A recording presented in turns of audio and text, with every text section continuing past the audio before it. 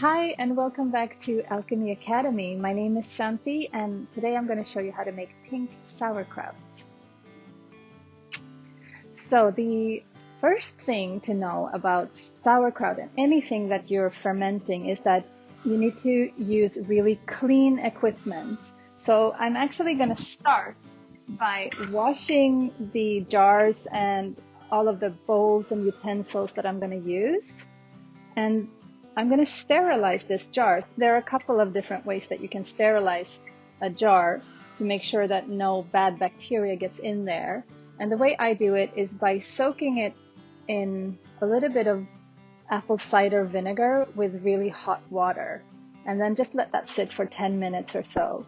I'm just pouring in a bit of using a cheap vinegar, just like a white vinegar. And then I'm adding steaming hot water to that. And I've cleaned all of my utensils the same way. I'm using vinegar. You can also use another kind of organic soap. It's important when you're cleaning utensils for sauerkraut that you don't use any kind of antibacterial soap, because that's going to inhibit the growth of the good bacteria, which is the good bacteria is what's going to help us with the fermentation process. I'm going to use one head of white cabbage and half a head of purple cabbage. And the purple cabbage is what's going to make this whole sauerkraut jar turn completely pink. And so what I'm going to do, I'm starting by cutting this in half, and you see this little part here, this little root, cutting this out, but I'm not throwing this away. This is actually really good. This has properties that are going to help with the fermentation process. So I am going to use this by grating it and adding that to the mix.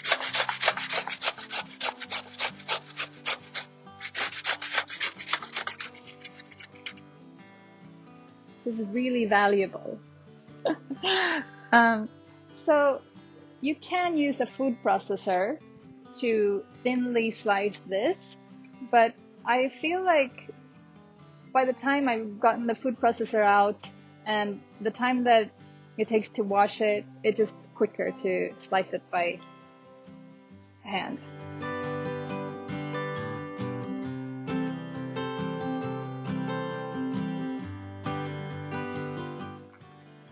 And I'm going to use only a half of a head of purple cabbage.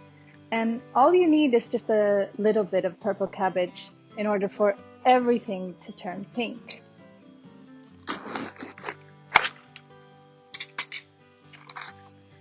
So beautiful. So I'm gonna do the same thing here. Remove the root and grate that in. What I'm gonna do first of all is to remove a couple of outer layers of these leaves, which we're gonna use later when we pack it. So I'm gonna show you that.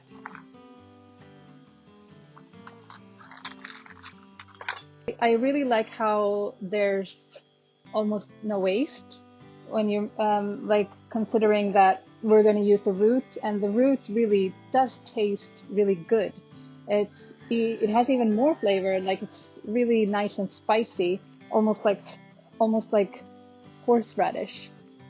And also, like I said, we're going to use the leaves, so zero waste. Now we've got the cabbage here. And as you can see, I'm using a glass bowl. So this is really important. We cannot use a metal bowl. We try to avoid metal utensils as much as possible when making fermented foods, because metal is going to stop the good bacteria from growing. We can use glass, we can use ceramic, we can use wood, we can even use plastic, although I prefer to use glass. And now I'm gonna add 1.5 tablespoons of salt. So when it comes to salt, I'm using Himalayan pink salt. I like to use mineral rich salt. You can also use like a gray sea salt. The more color generally that salt has, the more minerals and nutrition is in there, and the less processed it's been. The formula is 20 grams of salt per kilo. So that means that, you know, if you want to be sure, you can weigh it, but I'm just like gauging here that I'm going to need about 1.5 tablespoons of salt. And this is actually only these 2 ingredients. You've got sauerkraut. You don't have to add anything else. This is the basic 2 ingredients that sauerkraut is made from. I will be adding in some spices and some carrots. You could add some apple. You could add fennel seeds. And what we're going to do here is the salt is going to pull out the water from the cabbage. And I'm also going to massage it so that more liquid comes out. And so the fibers of the cabbage breaks down and the cabbage becomes soft.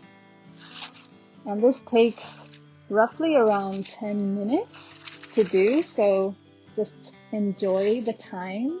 Maybe listen to some music, listen to a podcast, and just love what you're doing.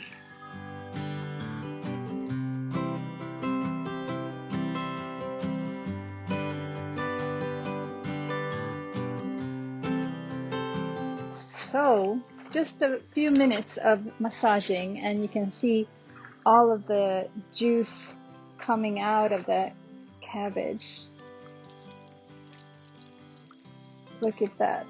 So all of that juice, you want to make sure that you get enough of that juice, that you keep going with the massaging long enough so you get all of that juice out, because that juice is what has the good bacteria inside it, and that juice is what we're going to use to make sure that we get the lactofermentation going and that we stop any bad bacteria from being able to come inside the sauerkraut. In accordance with the Alchemy recipe, I'm going to add 1 carrot. One more thing about making fermented food is that it's really important to use organic vegetables, and that's because when pesticides are sprayed on the vegetables, those are going to kill the good bacteria. So if you're using conventional vegetables, it might not work as well as it could with organic.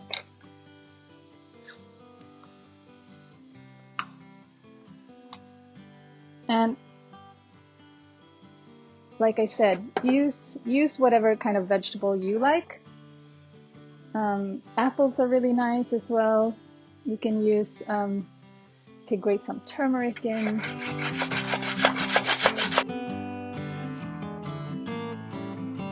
I'm just gonna mix the carrot in with the cabbage juice, and the juice from the cabbage is going to help the carrot to ferment as well.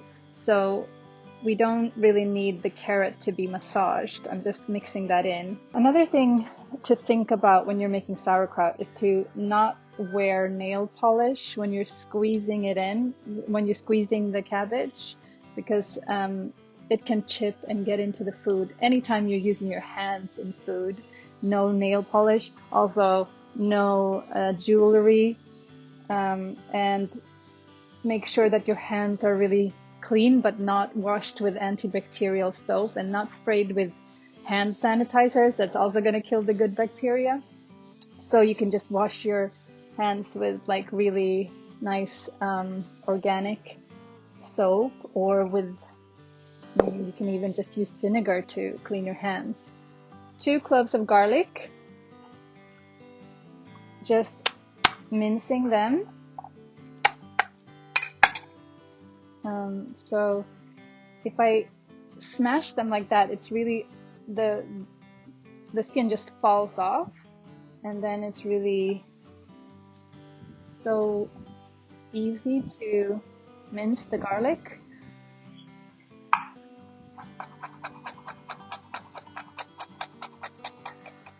I'm adding 2 cloves of garlic, but if you like garlic, you can add more. It's so amazing to get raw garlic into our body. It's like all of those antibiotic natural properties in the garlic is just enhanced by the fermentation as well. So we increase the medicinal properties of the garlic, and anything that gets fermented, we increase the nutrition value, we increase the medicinal properties. I'm also going to add about 2 tablespoons of minced ginger. I am peeling it. Normally I like to keep the peel on because I like because the peel is full of, like, it has more nutrition than actual root. But I don't want any kind of dirt, you know, I don't want any kind of risk of contaminating the sauerkraut. So for this recipe I am peeling the ginger.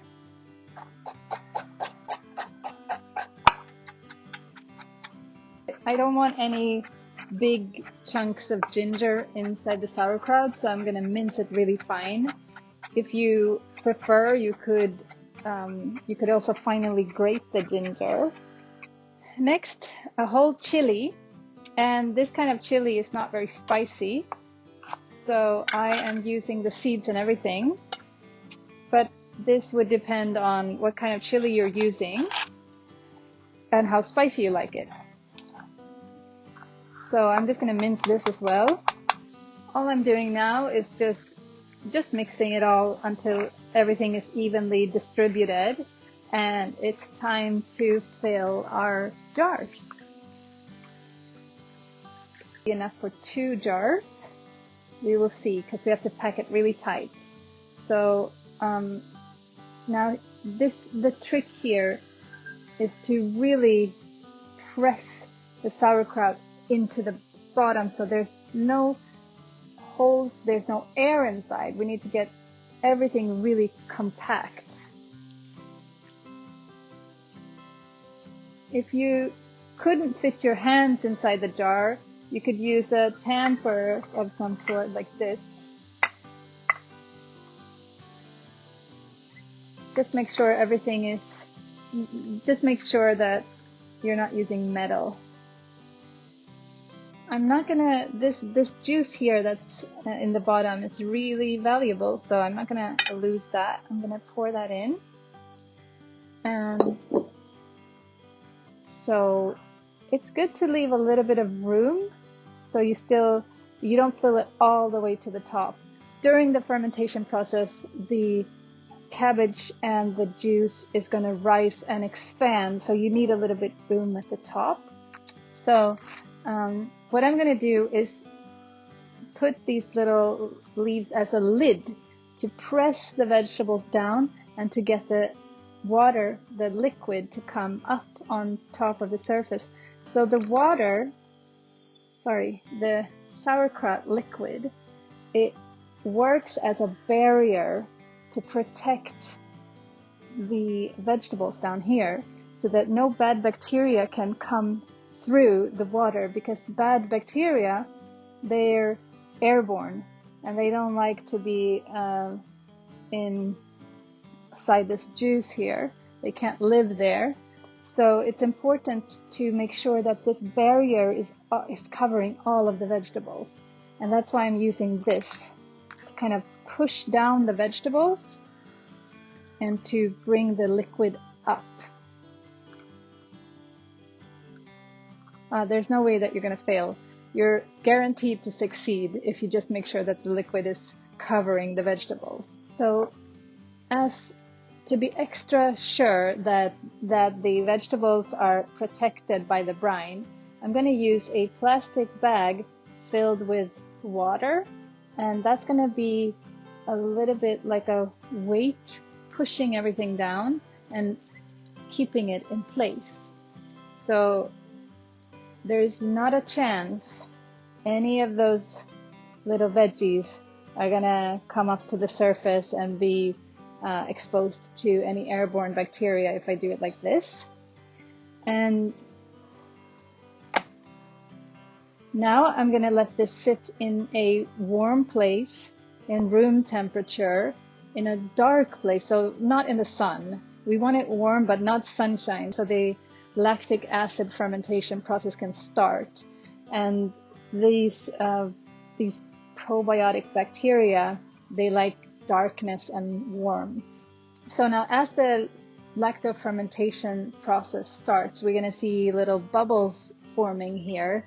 And what happens often is that the liquid will sort of seep out when it's sitting for a couple of days. So I like to use a plate in the bottom and just put it like that, so that's going to catch any spills. And then I'm just going to put this in a warm and dark place. It usually, how long is it going to take? That depends on the temperature of where you're at. So here in Bali, it takes between 3 days to a week. But if you're in Europe or somewhere where it's a little bit colder, it can take 2 weeks or even longer. This is the beautiful transformation. You can see how it's turned completely pink. This is just after 5 days of sitting in room temperature, and you can see the little bubbles here, and it's really alive and so full of nutrition now, and so full of enzymes and those good bacteria that are so great for our gut health.